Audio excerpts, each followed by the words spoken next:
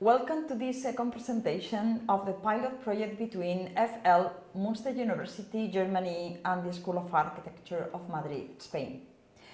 The project is linked to my activities as a member of the EELISA EXTE community, and both Silke Molte, teacher of technical English at FL, Münster University, and myself, Ana María Martín Castillejos, are interested in establishing a collaboration to help our students learn about sustainable development goals by exchanging information with their counterparts. We hope you like this video.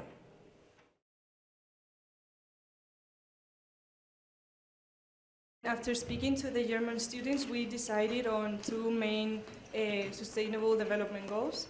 The first one will be responsible consumption and production. The construction industry is a major contributor to water usage, waste production, source extraction, and greenhouse gas production. So by addressing these type of development goals through architecture, we can have a great impact on the environment. So this development goal can be approached in many different ways, from making sure that we produce and source all our materials responsibly. We also need to make sure that our clients make the right decision towards the design that they decide on. Also, we have to keep on investigating new ways of developing new methods in order to make more with less. And what's more important is that by accomplishing this development goal, we won't only have an impact on the environment, but also on society. By protecting green spaces, we can benefit from them, we can improve our health and relieve stress in those spaces, and overall get a higher quality of life. So after speaking to German students, they had identified a problem in their current cities, which is house shortage in Germany, mainly in the big cities, and we wanted to address this problem through a solution that could also accomplish this sustainable goal. Well, Germany has been facing an outgrowth of population through the last few years that has outpaced the construction industry, and also government laws take a long time to accept any project, so the construction process is very long. Also, in the last few years, Germany has had a trend in that they are always building houses for big families, which means that most of the land is being used for these houses, and there's an imbalance between land usage and the housing capability of the land. So, yes, please. So the solution could be a modular system. This means that we can build different components in warehouses and make sure that all the production of the components is sustainable, and then bring these components to the site and start to build these modular houses in the city centers. So this system has a lot of advantages. It can be controlled in every aspect of the project. It's very sustainable, as we can make sure that every component is developed sustainably and doesn't have a great impact on the environment. And we can then transport it to the site and build it more efficiently. As I said before, the government in Germany has a lot of laws, so the approval of a singular project can take a long time to start building it.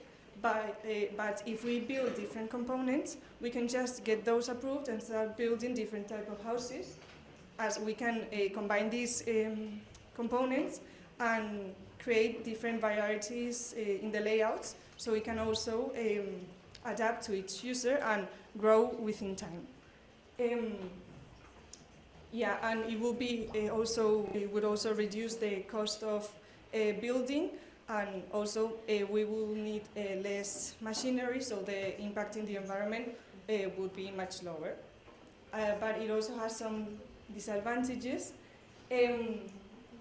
We have to make sure that we develop each component very precisely in order to not make any error, as if we make a mistake on one component, it can have a really big impact in all the houses that we build.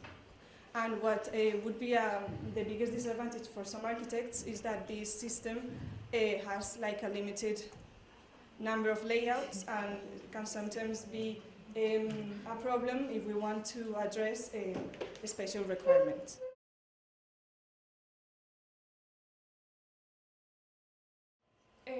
The targets that I just mentioned are a lot, and we wanted to summarize in the most fundamental ones.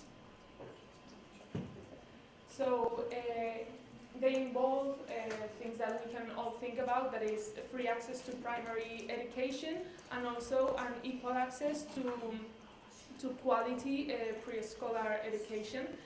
Also an implementation of the technological advances, and also to eliminate all discriminations from schools.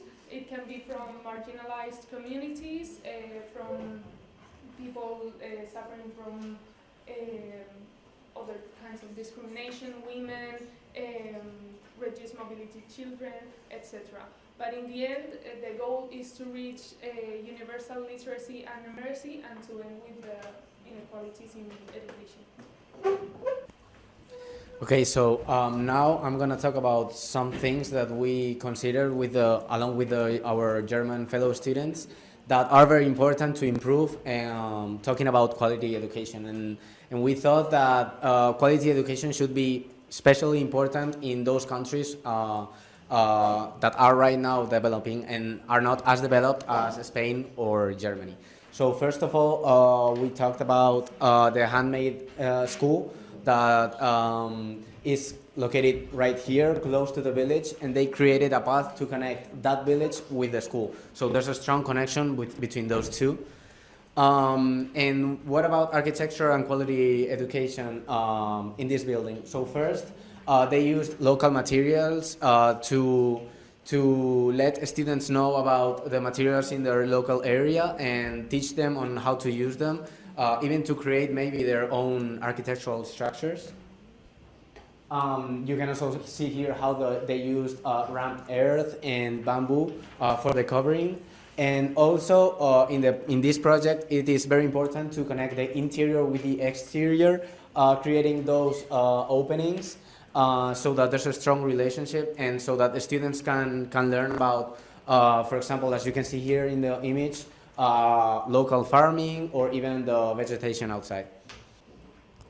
So in the end, we talked with the German students that the educational achievements are different in developed countries and in developing countries, but every example tries to include architectural factors that not only mean the construction of new buildings, but also the adaptation of already built buildings to achieve a proper education globally, both in developed countries and in developing countries.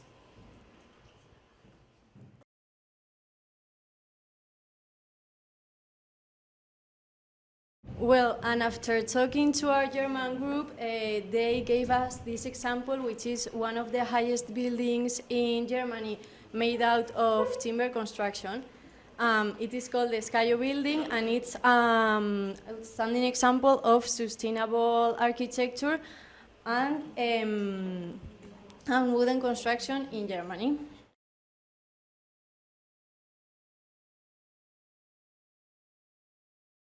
We are here to explore the world of the sustainable architecture and its crucial role for the United Nations Sustainable Development Goals.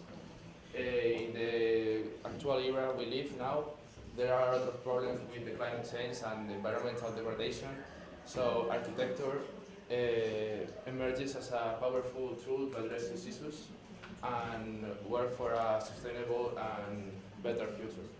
So through this presentation we are going to delve into a selection of some architectural examples that align with the Sustainable Development Goals. That in our case we have chosen the 7th, the 11th and the 12th.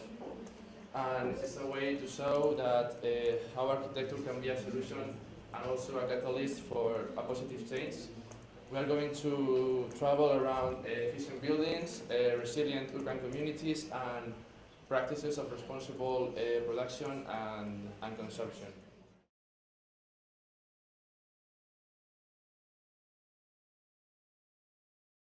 And since we're also a little bit of an international group, I've decided to also add an example from Slovakia, which is a recently fairly active social project which is called Zažiť, which we could translate as For Living. Zažiť is a social program or a group of people which connects different teams of people from different fields. For example, various social workers or psychologists, medicals, but also architects and architecture students. Their goal is to provide short-term and long-term help to people, especially the homeless people within Bratislava, but they also work in other parts of Slovakia. Among the short-term solutions, for example, they provide people with immediate medical care or different hygienic goods, also obviously hot meals and shelter. But they also aim to work with the long-term solutions, which is, for example, providing people support when it comes to getting financial resources connected to getting their own living. And also they help with trying to educate people to take care of the problems which may later lead to, for example, homelessness. Also they work with trying to destigmatize the whole homelessness issue, which in overall helps in social inclusion of especially those people. And besides that, they were also fairly active in the recent events connected to war with Ukraine. As we know that Slovakia is a bordering country to Ukraine, therefore there were a lot of immigrants coming from those areas to Slovakia searching for a quick shelter. And so they formed various teams of architects and architecture students taking care of or developing some type of emergency architecture to provide some economical and comfortable solutions for those people. And so to sum it up, we hope that we managed to provide different solutions which we can as future architects think of and consider within our project. Also things we can include in our architectural work in terms to keeping our work sustainable and economical, but also mostly human oriented, which we believe should be our goal when it comes to architecture.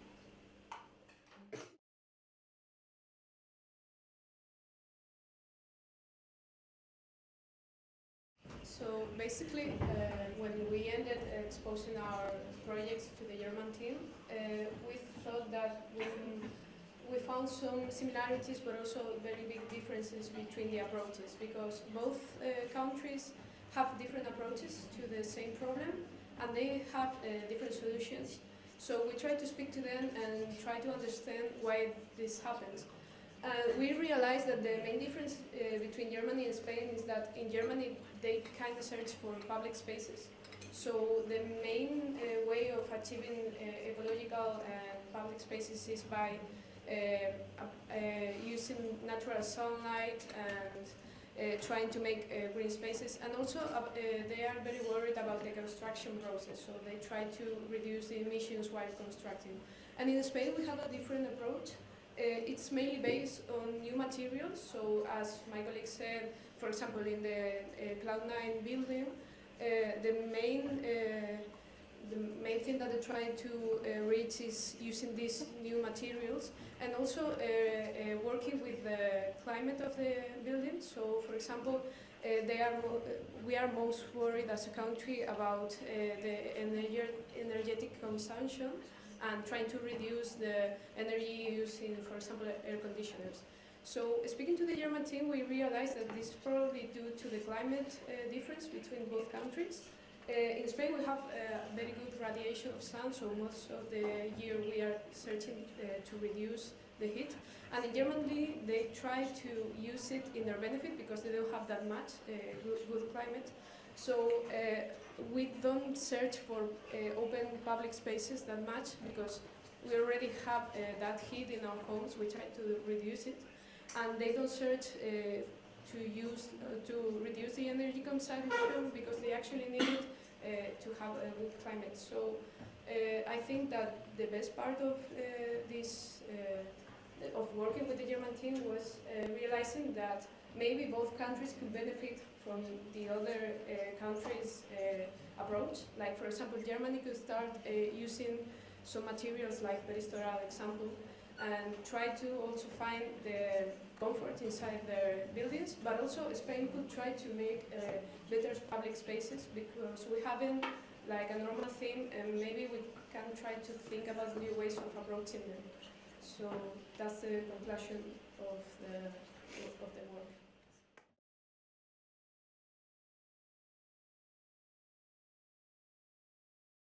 To do so, I'm going to compare two different cities of a similar size, Alicante in Spain and Münster in Germany. At first view, we can see that even in the map they are really different, because we can see the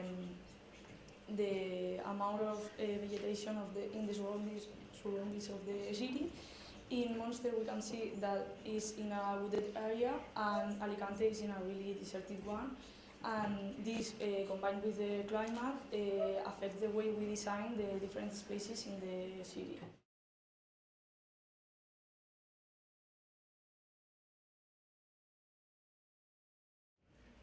Now that we know some of the strategies developed in Germany, I am going to compare two projects, one in Spain, in Vitoria-Gasteiz, and another one in Germany, in Hamburg, that follow as a very similar strategy and has similar objectives. Both of them are green networks. In the case of Vitoria-Gasteiz, it's a green ring that connects all the green areas of the surroundings of the city, and in the case of Hamburg, it connects all the green areas of the city, even the ones in the city center.